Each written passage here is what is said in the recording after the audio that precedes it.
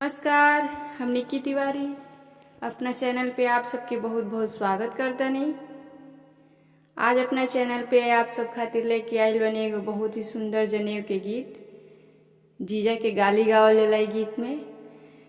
तो आप सब हमारे गीत सुनी और अगर गीत अच्छा लगे तो हमारे चैनल के लाइक शेयर और सब्सक्राइब जरूर करी। और अगर चैनल पे नया बानी तो हमारे चैनल के जरूर सब्सक्राइब कर ली, ताकि जब भी हम गाना अपलोड करी तो सबसे पहले नोटिफिकेशन आपके लगे पहुँचे। सगरो नगरिया हंसाए दिया रे पीवाले जीजा, सगरो नगरिया हंसाए दिए रे पीवाले जीजा।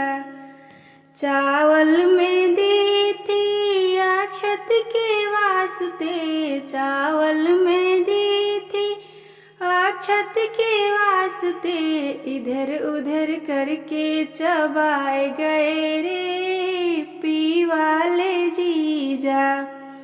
सगरो नगरिया हंसाए दिए रे पीवाले फूफा, सगरो नगरिया हंसाए दिए रे पीवाले फूफा।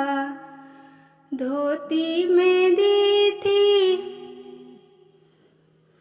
धोती में दी थी बेदी के वास्ते, धोती में दी थी बेदी के वास्ते, इधर उधर करके छुपाए लिए रे पीवाले फूफा।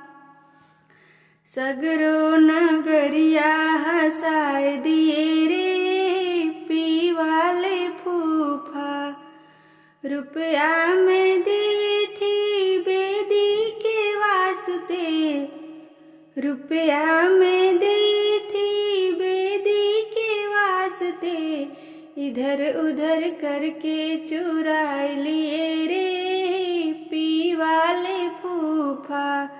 सगरो नगरिया हंसाए दिए रे पीवाले फूफा, सगरो नगरिया हंसाए दिए रे पीवाले फूफा।